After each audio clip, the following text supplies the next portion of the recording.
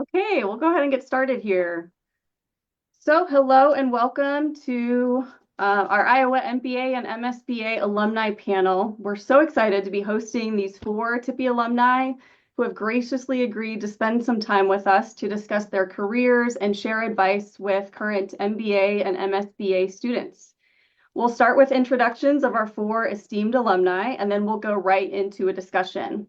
We'll leave about 20 minutes at the end for Q&A, but I also welcome you to chime in anytime with questions in the chat box, and I can work it in the conversation if possible. To give a quick introduction of myself and my office, my name is Natalie Schreffler, and I'm a career coach with Tippy Graduate Career Services. We'll have information at the end about some of the resources available to you through our office, so stay tuned for that. And just some housekeeping here. This presentation is being recorded and will be uploaded to Tippy's YouTube page within a few days. You'll also receive a follow-up survey shortly after the event, and we'd love to hear what you thought of it so we can make sure we're providing the best services and events for you. So let's go ahead and kick it off with some introductions and then dive into the discussion. Carson, let's start with you. Yeah. Hi, everyone. My name's Carson Miller. Graduated from Iowa. Actually did my undergrad at Iowa, got my BBA 2017, and then came back, got my MBA 2024 or 2023, and I did that all online. I currently work at Vermeer Corporation. It's a manufacturing company. I was in marketing most of my career, but I'm now in digital products or IT space, kind of in a project management role. I would say it's comparable to that. So yeah, that's a little bit about me. I guess outside of work and stuff, I like to go outside, fish, kayak. I have a lot of pets, so like animals and stuff. Yeah, it's me. Thank you. Trevor, go ahead. Yeah, good afternoon, and thanks for having us on today. My name's Trevor Jones. I graduated from Tippy here in Des Moines in 2020. Was mostly in person until COVID hit, and then it was all kind of forced online. I did my undergrad at Central College in Pella, graduated there in 2008. Spent most of my career at Corteva Agriscience in Johnston, used to be Pioneer. Um, Different roles there in research and regulatory. Most of the time was in licensing, and then I've been about the last 4 years with a company called Pivot Bio doing business development, so always in the agriculture space. Kind of that juncture between science and innovation in business. So the MBA was super helpful. My undergrad was in biology and chemistry. Um, Outside of work, I have a family, so I'm married and I have three daughters, so that keeps me insanely busy, and I try to find times for hobbies when I can. So excited for the conversation today. Thank you. Navin, go ahead. Sure, thank you. Hello, everybody. My name is Navin Mukhraj, and I live in the Des Moines area. And I completed my MBA in 2012 at the University of Iowa. And that really gave me the confidence to be in uncomfortable situations. And I work primarily with customers. I'm at Dell Technologies.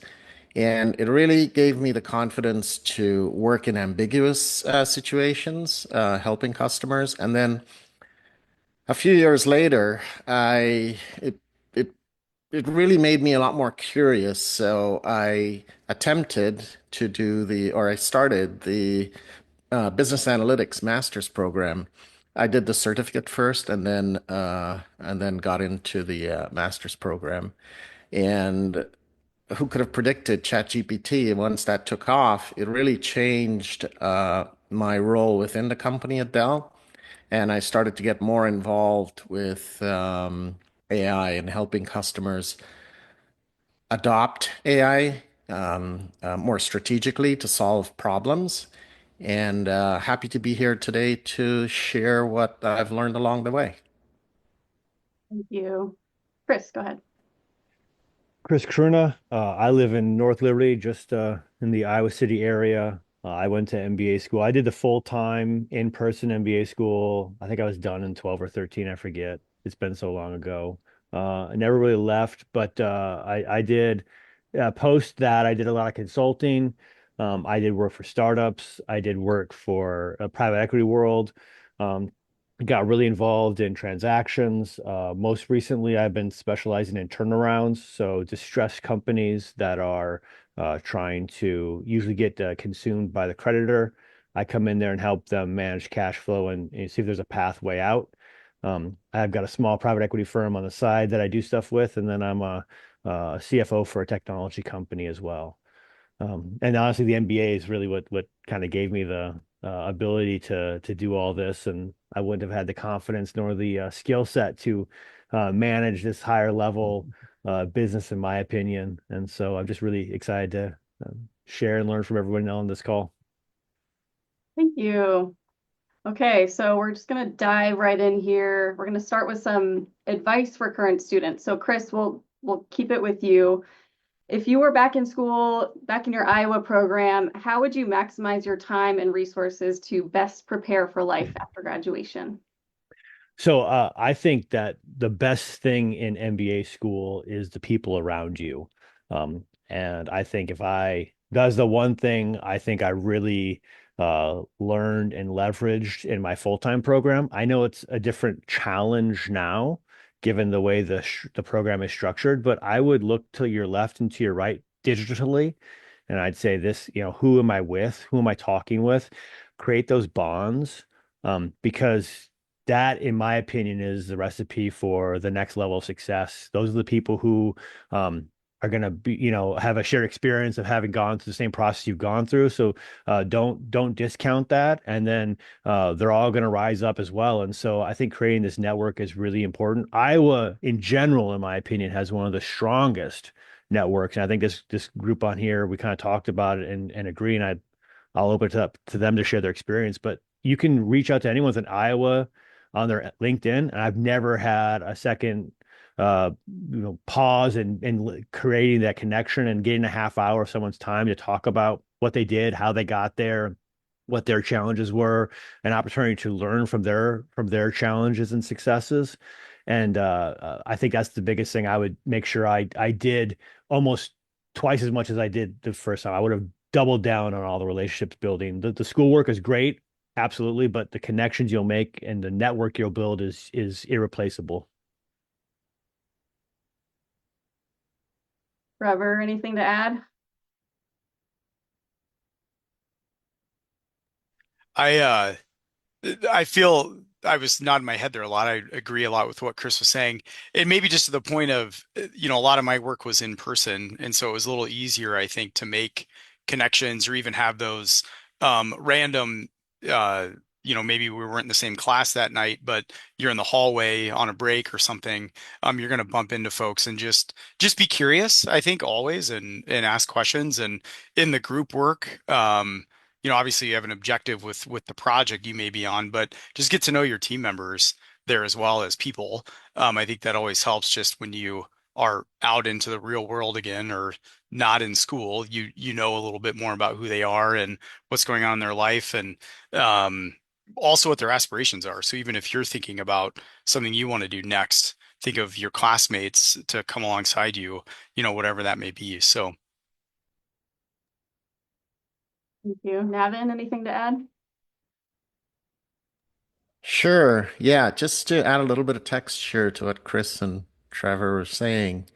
If I were to rewind time, I would probably focus a little less on being, chasing perfection during class time and really use that as the learning zone. So when you're at work, that's the professional zone. You have to be perfect. But then take advantage of this, of your class time and network with students, practice storytelling. Because at the end of the day, if you have a great idea, if you cannot communicate it in a simple, transformative manner, then, you're going to struggle. So, yeah, that would be my 2 cents. Person, any other thoughts? Yeah, I was just going to say similar to the networking with your fellow students, also bringing some of what you're working on in school to your job, or if you're doing it part-time, at least like I was. So there were some projects in some of the courses that did specifically ask you to go to your coworkers for things. I kind of wish I would have taken that in different classes too, even when it wasn't asked of me. I think it's a good opportunity to like network within your business. And especially if you're coming to people like, hey, I'm not in finance, but I know some folks in finance, I could have maybe asked them for help on some of those finance heavy assignments. I think people like to help, especially when you're asking them for something they're an expert on, and that kind of helps you network in your own company, get to apply it a little better to the work that you're doing. Definitely. Thank you all. So you've all touched on this for sure already, but in light of networking, we've all heard a million times networking is the key to a successful job search, successful career. What beyond what you've already shared about kind of leveraging your classes and implementing what you're learning in classes in your company, what advice do you have for students on building authentic and valuable professional relationships? Trevor, let's start with you. So I would say I think about just people I've leaned on throughout my career. It's maybe been a supervisor or other colleagues that are peers of mine. And I think it just comes down for me specifically, just getting to know them as people. And I know I already said that before, but um, because I think when it comes to networking and maybe needs you have in your career, you're not gonna. I wish we had crystal balls to figure out the future, but you never know what that's going to be, right? And so just having a good personal relationship with people, I think can go a long ways for you because you can pick it back up where you left it off and then get into the need or the ask if you have one. I think for the position I have where I'm at today at Pivot, there were a lot of people due to mergers and other things that came from Pioneer over to this company and folks I used to work with but hadn't talked to in years. And when I was looking at the opportunity, I decided to reach out to them and we were able to kind of reignite our relationship, but also I have this ask that I want to see if you'd be a reference for me, and it was not a big deal. So that I can't maybe emphasize that enough. Just getting to know people's people, and then you can kind of leverage those relationships as needed in the future.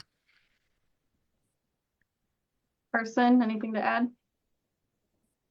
Yeah, I would really just echo kind of what Trevor said. It can be hard to like keep in touch with folks like that when you're not needing something of them specifically, but even just like keeping up on their LinkedIn and commenting on posts and even just sending quick messages like, how's it going? Thinking of you, or not Yeah. always just when you need something. So like Trevor said, when you do, it's natural and not really hesitant to help.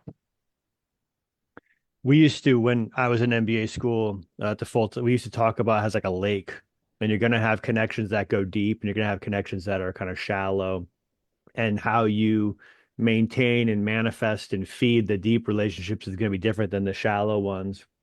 And then the way I also kind of personally look at networking is as like the portfolio effect to pull from the finance and MBA.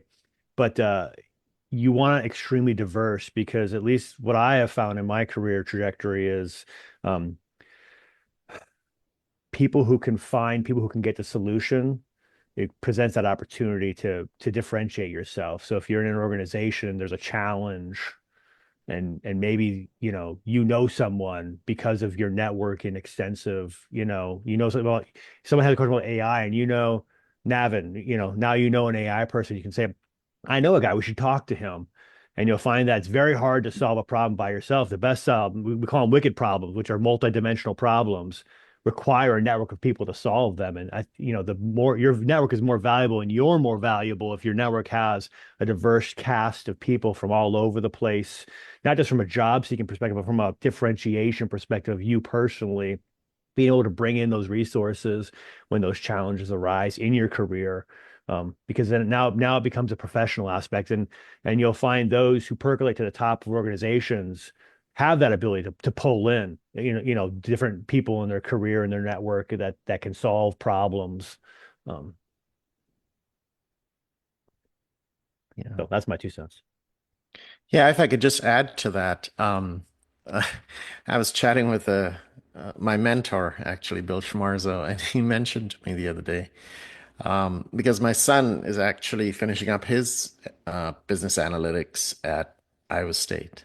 But uh, he said, and he's looking for an internship. So Bill said, well, you've got to kiss about 1,000 frogs before you'll get lucky if you get two. And it's so true to what Chris and Carson are saying. And it's also building your brand. So liking, commenting, writing, maybe some, practice, right? On LinkedIn, practice. And then you can get real-time feedback. You can see what people are liking, how many views you're getting, things like that. But you may not realize that other people are looking at that, but they are paying attention. And then maybe one day, you're looking to solve a problem, or you're looking for a job, and you reach out to somebody who you've been commenting, liking, so on and so forth, and you've got that relationship with them, right? Even though you probably don't haven't seen them face to face, but they go, "Oh yeah, I know Carson. Yeah, I know what she does. Yeah, I'll give you a reference. I'll recommend you. Yeah, so yeah, I like that idea of kind of you're building your brand through these little interactions, even if they're not much, they kind of build up over time. yeah." And then you get comfortable in that space too. Again, the learning zone, professional zone, learning zone, professional zone.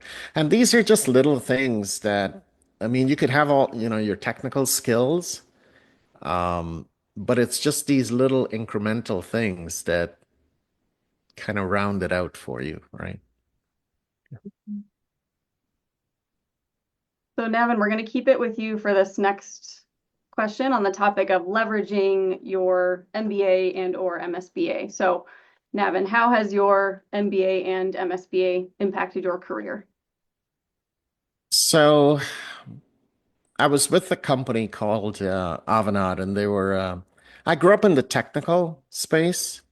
And I was more or less a technician or in delivery consulting. I traveled a lot, and I would always admire like the sales guys, they'll fly in, close the deal, and fly off with all the money. And there I am, turning the screwdriver on the plane left wing there. It's like, oh, okay, I'd like to get there. So, I tried with my company with Avanade, like they would invest heavily in technical certifications, but an MBA, no, who needs that? So that was something that gave me pause. And in my job hunting now, I would just look for companies that had a tuition reimbursement program. And I can't remember exactly, but I think it was the HR course in the MBA program. They had a chart which said loyal soldiers. So companies that want to invest in you, like technical certifications, they want you as a loyal soldier so you can bring in that revenue, right?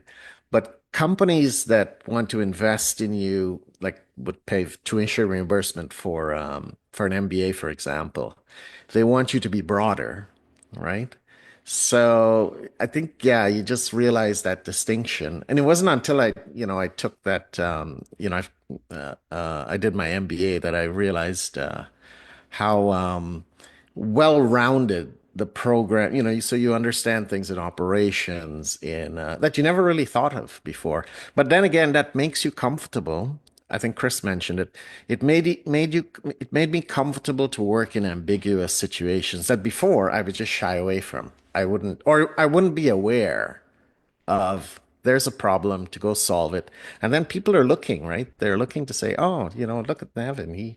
He jumped there. Actually, there was, all these layoffs are going on today. And unfortunately, my boss's boss is like middle management's just getting hit really hard at Dell. And they had 120,000 employees last year, and this year they're down to like 102,000, and I think it's even more. So these pressures are happening, and in addition to building your brand, is that you've got to offer these soft skills. So I reached out to my boss's boss because he sent this farewell email And I used ChatGPT to kind of tune it up a bit. But I had the breadcrumbs of an idea. And again, that kind of accelerated, very quickly. I fired off an email on my phone to him.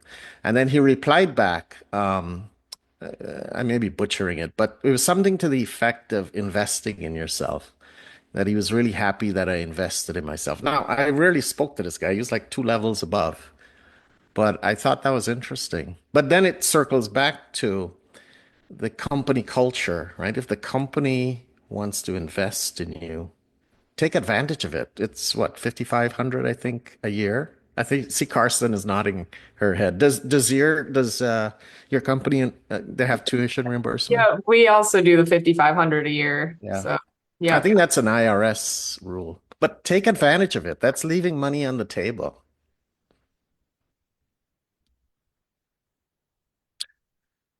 Trevor, how about you? How have you leveraged your MBA? Yeah, Navin, that was a really good. I kind of got lost in your story there. It was good. For me, so when I looked at the MBA, I think I had just turned 30 and I had applied for a role within Corteva. And it was actually the hiring manager was a friend of mine. And he pulled me into a room and I'd never seen the guy look so nervous. And I said, John, whatever you got to tell me, like, just tell me we'll be friends when this is over. And he's like, you're the only one in the pool that didn't have an advanced degree. And I thought, holy cow, I hit the ceiling at 30. And it just kind of, for my old worldview, it like shattered it. I'd been thinking about grad school, though. I just hadn't figured out an exact program. And when I started to look around, I thought, well, okay, MBA makes sense. Iowa seemed to have the better program, so I just dove right in. I think I started like 3 or 4 months later. It was pretty quick for me to like, okay, it's time to go. And I had viewed it initially as kind of clearing that hurdle, but also an insurance policy because at the time there was a lot of layoffs going on where I was working. And so I thought I'd at least, to your point, Navin, of investing in yourself, I'll have this, and they offered tuition reimbursement. Um, One of the pieces with the tuition reimbursement program is you had to stay for 2 years in order to have them pay it, kind of you pay it off to the company. Um, and I had a lot of mentors towards the end of when I was finishing my degree that said, Trevor, you can view it as an insurance policy, but you can also use it to kind of catapult your career and really either get into something you really want to do or whatever the case may be. But there's a small window in which you can really leverage it right when you graduate. Maybe like a couple years if you're looking to really make a move, you need to do it somewhat quickly, was their advice. And it just so happened things lined up. The role with Pivot came available. I think from a salary perspective, it was like a 20% increase in pay. So I thought, okay, awesome. Then there was the tuition reimbursement piece, and I would say I had to get uh, creative on negotiating in terms of getting some of that paid off because Corteva told me no, you have to pay it all back. I was able to get Pivot to pay for some and then just paid the rest off. But um, long story short, I think it definitely helped me get to a place. MBA preferred was what was listed in the job description, but I think having the MBA is what cemented and made the process for me go super fast. And I wouldn't feel confidence is a word I keep hearing. I wouldn't feel as confident in my role if I hadn't been through the program. I'm talking with executives every day within our company, executives at companies outside of Pivot Bio, and so me having the experience that I gained at Tippy has really helped me feel comfortable in those situations and figure out how to tackle some of those ambiguous problems, as you mentioned, Navin. So yeah. I I like it. think a big thing is, if I can just interject for a second, is breadth versus depth. So when you think about your career and what you want to do, there's the breadth versus depth. And most grad programs are depth because they're research based and they want you to hone in and to do meaningful research to get a grad degree in almost any other liberal arts and sciences. The thing you have to focus. So it's not just about an MB, grads in English is not about English. It's about a writer. You pick a writer, then you write a dissertation about that. MBA is one of the few ones that's still broad. It's still broad, showing you the whole realm of the business world. And one reason I think that's so valuable is because you need multidimensional thinking. You need people who can think not just about the finance, like the worker, right? Like I'm just churning a widget, or I'm just doing AP or AR, or maybe I'm doing financial analysis. An MBA allows you to say, what's the impact of a new marketing campaign on that financial analysis? What's the impact of operations change, of a new forklift, of a fourth forklift, of an outsourced forklift on my model, right? That changes the way you think about it. So an MBA by definition is still broad for that very reason. And then from there you can choose what depth you want to go into, or you can choose to be breadth as well. Some people make a long career. Consultants, for example, generally stay broad, which is why MBAs usually spit out into consulting so easily, because you've now been kind of taught a higher level of thinking of ambiguity across marketing, finance, operations, management. And so you're thinking that way already. And then when you go into the world, you kind of craft your way forward, which is, do I want to stay broad? Do I want to get deep? And I think my conjecture is, as you float up, the more valuable you are, again, is the breadth of your experience into your uh, chosen pathway. So if you're gonna, Bill Rue was in my class, and he now is at Campbell's. He was leading their soup division on the sales and marketing side, right? He spends more time in a spreadsheet than I do, and I'm a CFO.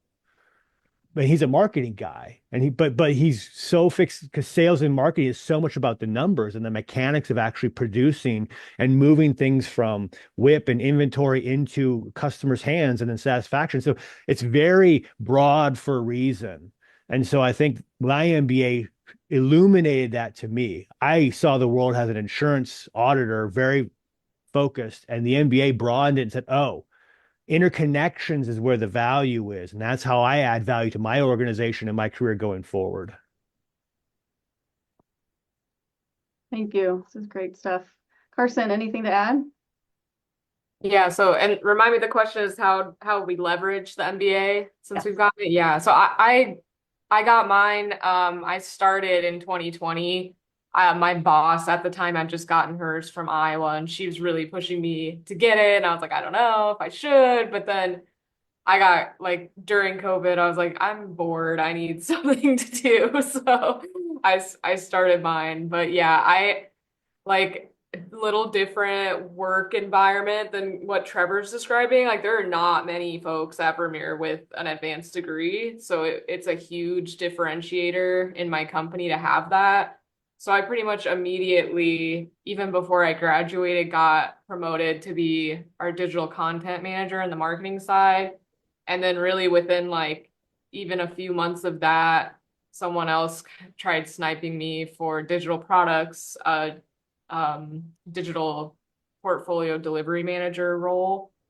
And that's actually my current role today. They had to wait because I had just switched jobs, and she cited a few things, but one of them was like, I want more employees with advanced degrees who can help coach up others who don't have them or aren't interested in that. And specifically, I did the, like, leadership certification track, so that was attractive to her as my hiring manager. So yeah, I guess that's how I've used it, really, is like having it be a differentiator for me. But I mean, I lean back on a lot of the skills and still have a lot of my books too. I'm sure you all do as well, that I reference. So, yeah. Love it. On that note, Carson, the next question is around the specific skills, Yeah. experiences, or connections from your Iowa program that you've found to be most useful in your job or industry. Yeah, I think for me, the biggest one was negotiations. One that was like a really fun class. I guess maybe not so fun if you don't like role playing, but I don't even like role playing that much. I still had a lot of fun with it. But yeah, I use that a lot. Almost every conversation I have is a negotiation, whether it's like I work in a matrix leadership organization, so I don't directly manage a lot of the people I'm over.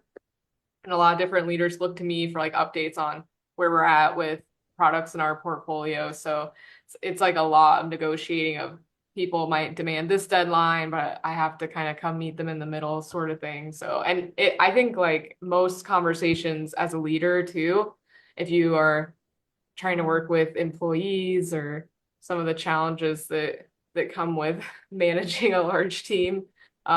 Just a lot of those skills are really applicable. That's probably the biggest one that I lean back on personally, but I'm sure there's more too.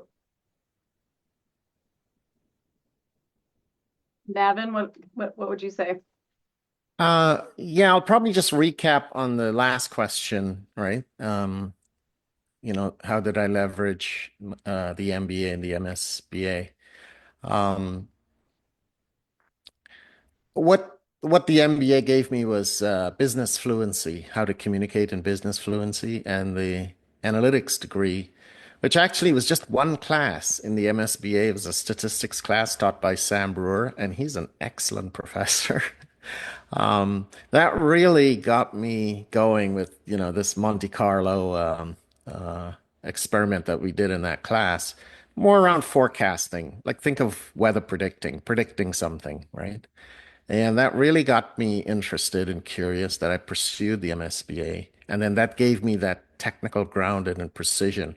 But, in addition to that, you do 5 core classes in the MSBA, and then there are 5 electives. So I did like a project management. There was one actually on business communication, which really, I mean, Iowa emphasized like how to leverage ChatGPT when everybody was crying, oh, the sky is falling and don't use it, it's cheating and this and that and the other. Iowa was out front there saying, hey, use this tool. It's a $2 calculator, right? Um, and I really got behind it, and that class helped me really to hone my skills on how to use it very effectively. So much so, I have 2 kids. My son is doing his graduate at Iowa State and University of Minnesota, and I have like the $200 subscription a month because they demanded it. I started with the 20, the free version is like a kindergarten, and then the $200 version is like godlike. But you've got to use these tools, and you got to be really comfortable with it, and then yeah, I would say lean into the electives. They may look like Mickey Mouse, but they're not. Trevor, how about you? Yeah, I would say I remember when I was in the program using certain things, whether it was from business analytics, some of the decision tree tools that we had in Excel with some, I was working on negotiations at the time and then moved into a role where I ended up kind of supporting executives with briefings and things like this that I knew that I had access to different databases or tools that I hadn't known about before for desktop research. And I would say even today, that's something I took with me where whether it's a brief going up to leadership for either a recommendation or understanding of what's going on, down to a business case, kind of putting together what's the business case for a potential opportunity we have coming our way. And um, I Chris, you touched on it earlier, and it's I think that networking piece and pulling all this information together, and being able to package it in a way that makes sense to an executive leader or if you're trying to get a decision made, that through what I learned in the program, it kind of reinforced certain strengths that maybe were already there, but allowed me to do it in a way that I wasn't really able to do before. So um, those are a few of the pieces I think about. Great. Chris, anything to add?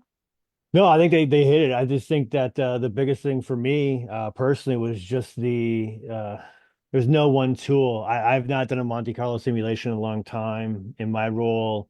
A lot of the tools that we learned were great, but I think it was more just the like forcing to have to learn new tools, right? Like understand like what is this new tool? Oh, I need to figure out how to make it my life easier. Um, is probably the best thing, like the chat GPT, like how do I integrate these things into my life to make my life easier? Um, but like I think the biggest thing from my perspective is it's the never stop learning continuum. MBA is just another stop on the train.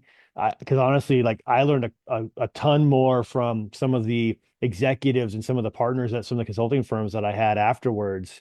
We had one guy who had worked for DARPA, and he'd written a couple books, and I got to sit next to him and work with him for like 8 months. Like that was, but but you have to be open. You have to be open to understanding, like, I don't know everything and I'm going to learn something with from everybody I meet. And the MBA soft skills is really where I learned that.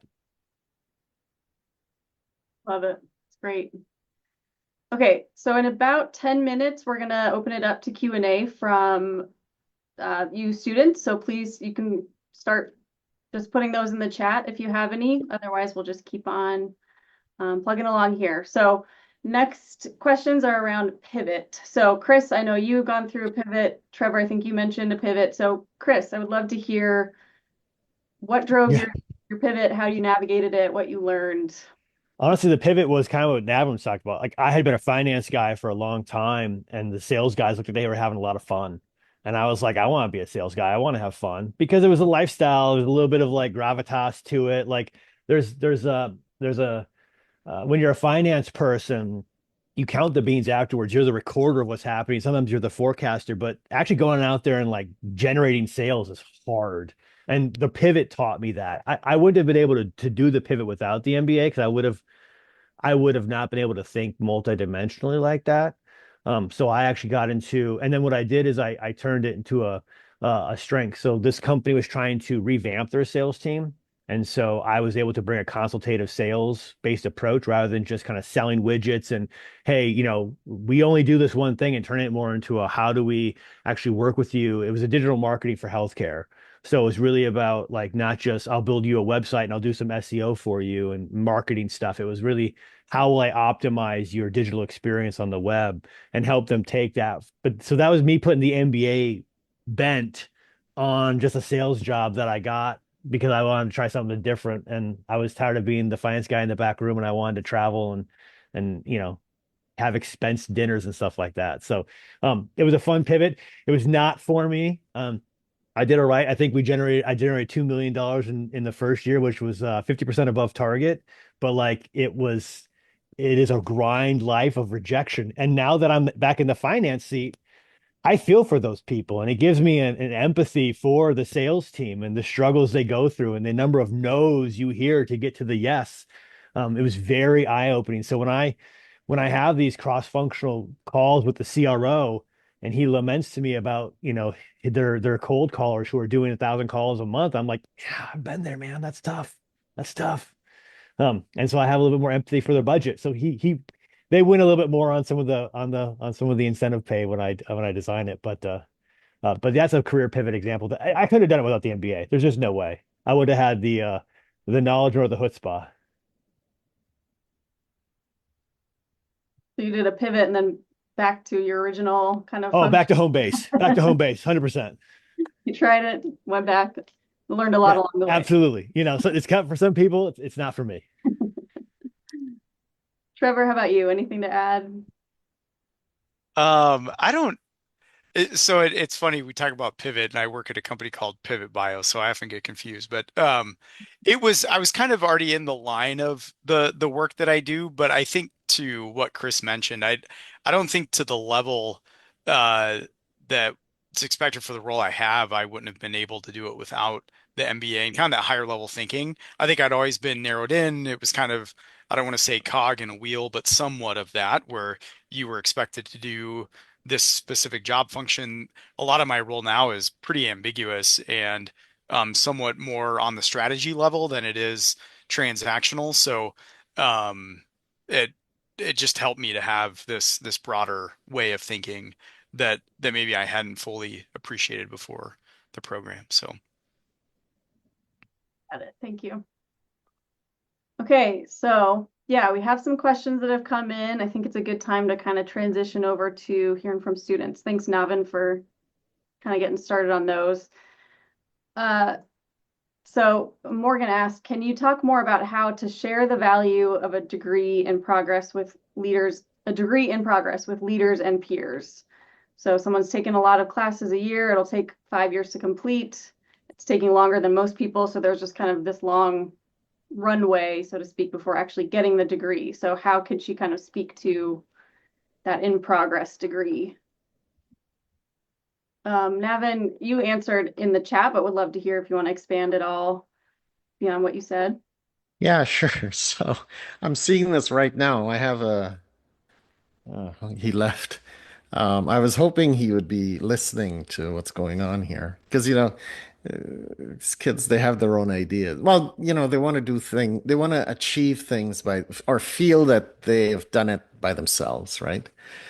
So there was a question in there about how to, to accomplish the arc of the degree could take about, 4 to 5 years. And how can you show incremental progress? So you can look for a certificate option and see if you can parlay that, use it as a stepping stone. That's one. Actually, there's an innovation certificate. I'm actually taking that right now, the innovation certificate, and it's a couple of like design thinking, and so on and so forth. And I think it's 5 courses to get that. But you can probably look at doing your electives and parlay that into something like that, which is you can, you get the certificate and you can publish that on LinkedIn, right? So everybody's aware. In addition to that, there's really skills. I think there's such a focus on skills with these programs now. When you submit your resume, they're looking for skills. So my son, for example, I took him to GTC, which was in March, NVIDIA's GTC, which was in San Francisco. And, they had an exhibit floor there, and he was meeting with like Databricks and a whole bunch of startups. And, practicing talking, right? So I told him, look, just see how I'm listen, and then just reframe it back into like what, so what, and what next. And that makes you comfortable in, in having those discussions with, PhD people or people who have been in industry for a while. Because one thing is, folks want to help. So if you communicate with them on a human level, they will help you, right? So, but you just got to tell them. So I think that emphasizing on skills, and you don't have to go out into San Francisco. They are these little groups. There's one I was just searching a minute ago. There's an AI group in the Des Moines area. It's Meetup. So if you go to Meetup, or you can just search on Perplexity, there's a data and something, and these are industry professionals. They're quite large. So network, again, we talked about networking, right?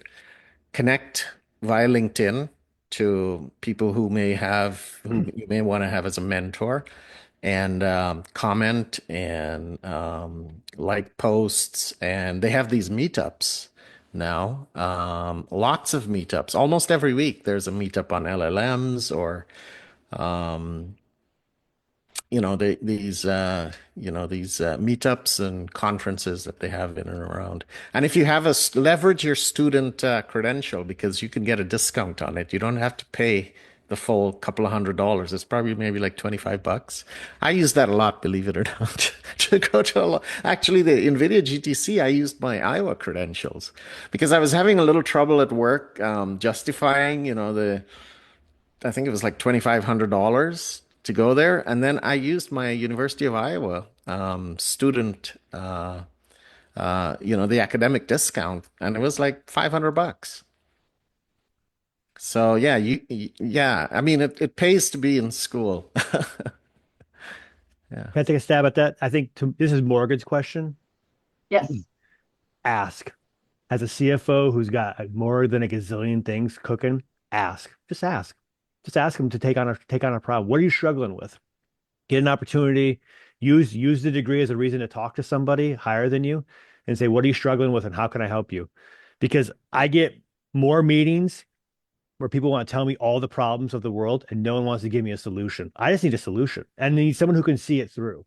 That's literally it. And so if you're looking for how can I leverage while I'm in the MBA program, that's what I would do. Make it aware that you're in the program, make it aware that you've got these new toolkits that maybe the company hasn't thought about, and that you're willing to tackle a new problem to solve it, to solve some problem that you don't even know. I mean, and so, and then don't be like, figure it out.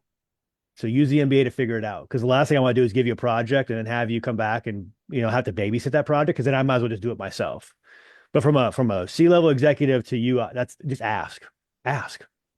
It's amazing what happens when you ask people for stuff to make their lives easier. If I Yeah, could, oh, oh, sorry, you go, Trevor. Carson, you go. You go. Okay. I was just gonna say real quick because I did use my MBA while it was not yet. I wasn't graduated yet, but I used it to get a promotion at work. I was just working really closely with my manager and keeping him really in the loop of what I was working on, what I was learning, and like how I wanted to apply that at work. And I also, this might be like too type A, but I was like keeping a spreadsheet of each class I took and what skills I got from that. That's a really good way to like look back and be able to quickly pull things that you're learning, and I also kept it updated with classes I was gonna take and what I kind of like hope to get from those. So just kind of being on top of it and keeping your manager in the loop, assuming that they're supportive. Yeah, and especially if you get an A or an A plus, right? Yes. And then just That send them helps. that PDF file. Yeah, good grades I help. didn't do that with the MBA, but the MSBA, you believe it, I did. Because I was, I didn't care about the grades. It's like, okay, just get a B. But yeah, if you get a good grade, I mean, yeah. I mean, toot your horn. Toot your horn. Yeah, PwC, I sold a company to PwC, and when I was there, I learned that that whole organization has very little HR structure. It's all about how you can navigate and network in there, and it's all about how you can show value. So it's Yeah. literally a whole organization about find someone, tell them you can do it. They'll put you on a project, you do it, and then you get another project, you tell them I can do that. So it's all self-led, essentially. And then they had like kind of guidelines around the HR side, but it was not formal at all. And it was a really interesting environment to be part of. For some it worked, for some it didn't work. But I don't know how your organization is. Obviously, you have to measure that and understand what your organization, how you navigate it. But there's always a formal HR, and everything where I've been, there's been the informal side. And the informal side is where you see people, those are the people who are like, how'd they get that role? How'd they get that? Because they probably along some point just said, hey, I'll do that no one else would want to do. And then they got the whole outside HR system and slowly they start percolating up. And you're like, how'd that guy get that role? How'd that gal get to that position? It's like, oh, that's how they didn't worry about this side. They worried about that side and proving their value. Yeah, awesome. Thank you, everyone. We're going to move to the next question in the interest of time. So Navin, I'm going to direct this to you. It's a question I get a lot in my career coaching meetings. So for folks that are in the MSBA program but don't have experience in analytics, what do you recommend for getting a job in the field with no experience? Yeah, that's a great question. Um, so if you've completed the MSBA, or even if you're progressing through, use those class projects. I think we talked about that earlier. I think either Trevor or or Karsten mentioned it. So you'll have a class project and you have to use, maybe try and find. So what I did was I found it was a Farrell's gym because where I was working out with a trainer. They mentioned that they were having a little bit of trouble coming out of COVID in terms of driving revenue. And, we kind of got talking and, I just said, "Oh, connect me with this, with the Farrell gym." And I spoke to the owner and to understand what their problem is. So this is like a real business problem, right? And I spoke to them and they said, "Yes, we're not having enough, patrons, right?" And I was like, so right away I looked at this thing it was a nail to my analytics hammer. So I was like, okay, data. So let me see all the customers that you have. So they were advertising on the radio. It's like, no, the Gen, and this, it's Farrell. So you're jumping up and down. It's for the Gen Zs. So I really got into it because it was, the inner workings of a company. And actually, to tell you the truth, I use that example as if it's, some big multi-million dollar company because it's the same thing. You could be in a large company, but you're just a little cog on the wheel. But these small companies, you can really get that wholesome experience. So when you do the MBA, your operations, you do all these courses, HR, so on and so forth. With the small companies, you kind of get that 360 experience. So I would say if, find a small company, and there are tons of them out there, your neighborhood. Again, kiss 1,000 frogs, but find one of them and help them out. It could be a coffee shop or something like that. And, I got into things like helping them with, this is an interesting story. I'm kind of dragging it on. But they were paying a company, an ad company, I don't know, from San Francisco to help them. And the Google ads weren't even pertinent. And I got into there. You have the skills, right? I was giving you the skills. Take those skills now and help this company. And they wanted to pay me the $500 a month to help them continue, but I kind of ran away from it. Um, but yeah, those are, great examples, and you're helping out the community, and you're again the learning zone, right? You're honing your skills. Hope that wasn't too long of a ramble, but yeah. Very helpful. Thank you. I think that's a smart approach. Okay, our next question here, I'm gonna use it to touch on the topic that we had discussed in our last meeting around elective courses. But the question is it worth getting a certificate or concentration or focusing on classes that interest you more and foregoing the extra certification?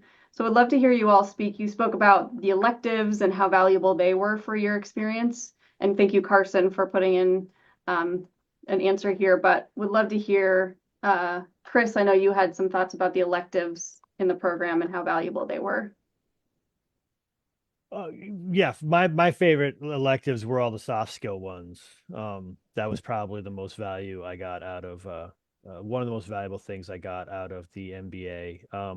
I think that all those extra, other than that, I'm probably not the best answer person, but there are some. I think the analytics ones are a great one. I think for anyone who's doing anything, the analytics would be a great one to pursue.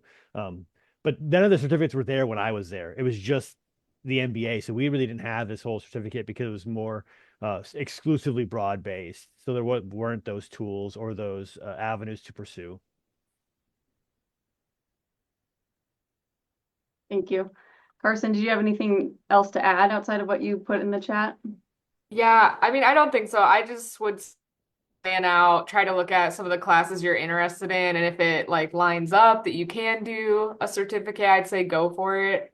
I kind of I went into it thinking I'm gonna do like a marketing focused certificate or something like that. But then I was like, well, actually, like none of those classes are really speaking to me. The leadership classes are speaking to me way more, and that's what I want to do. So I'm not gonna, go bend over backwards to get a certificate and take classes that I wasn't necessarily interested in. But I think having it is good for sure if it aligns with your interests and your goals. Trevor, anything to add?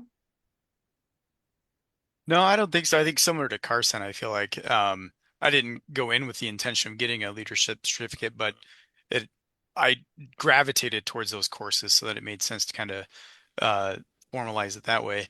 And I would find I draw more from those classes than I may have any of the other ones a lot of the times. So it was useful. Maybe I didn't know it at the time, but in retrospect, I gained a lot from those experiences. Yeah, I posted the GLOW, I think it's called, Global Learning Opportunity. So with my MBA, I went to China for 2 weeks. I thought that was really a cool experience. And then with the MSBA, sorry about that. With the MSBA, I went to Iceland, and I thought that was an excellent experience. Because it's really well organized. Because we met with, and it's very formal. So it's, I think, an 8 week course. And that's the other thing. A lot of these electives are now compressed down into 8 weeks. So you could do like project management, 8 weeks, and design thinking. I did design thinking not too long ago. And if you look at design thinking, that's a really, really incredible skill to have. And if it's something you want to highlight, because what it does is that it allows you to frame a problem into something that's strategic. So understanding what is important to the customer, like I talked about the Farrell's Gym scenario. So what is important to that customer? If it's a coffee shop or whatever, they want to bring in more customers, for example, or increase revenue. And then map those to use cases and then to data and then to KPIs for a successful outcome. Um, and that design thinking class was incredible because they also bring in industry experts to give talks. Cybersecurity was another one that I took, which I thought actually after I took cybersecurity, I made sure I got like LastPass, which was a password manager.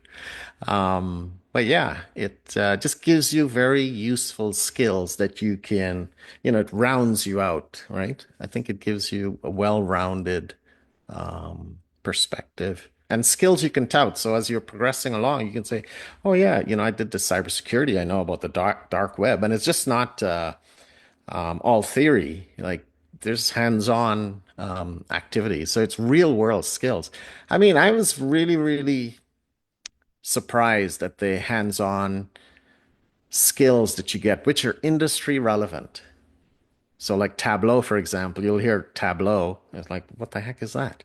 Okay, it's just a tool to visualize data. Oh, okay. Now I know what that is.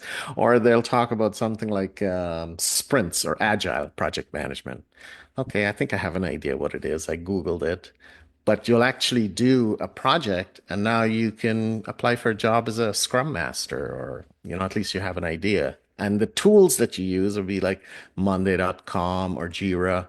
And before I would hear those terms and don't quite understand it, but I'll hear so for example, I was on a customer call and they wanted some automation done. And then, I mean, uh, I just asked the question, do you guys use Jira? And then the customer started chirping more. And so Jira is just a tool that allows you to do, sprint or agile project management, right? But you pick up these terms that usually just fly by, and you can intersperse them in conversation, and you're more aware to be more impactful. Great. Well, okay, there are a few questions that we will not have time to get to, but I'm now going to share. This is a great opportunity to practice that networking piece. So sharing here the contact information of our panelists. So the questions that you all posted that we weren't able to get to, I encourage you, please reach out to our panelists today, set up a 20-minute call, 30-minute call to continue picking their brains and getting this great information from them. So I'll leave this on here for a few more seconds so you have time to screenshot, take a photo, write them down, do what you need to do to save the information. If you don't have time, feel free to reach out to me after the panel, and I'm happy to share their information as well. And as promised at the top of the call, here are a few of the resources available to you through Tippie Graduate Career Services. So we have a LinkedIn group. I would love for you to join. You're welcome to join. We also have a job leads listserv that you can email me to join. I send job leads every other week. And of course, we have the one-on-one career coaching with me that you can schedule at your convenience. I would love to meet with you, so please feel free to schedule anytime. And then the rest of our resources are available on our website, which I can drop in the chat here quickly, just so you have that link. And on behalf of Tippie College of Business, thank you all so much for joining us. Thank you to our panelists for your time. It was a great conversation. I learned a lot. I'm assuming the students learned a lot as well. So thank you all. Go Hawks. Thank Thanks, you. guys. All right. Thanks for Thank having you. us. Bye-bye. Thanks, everybody. Fantastic.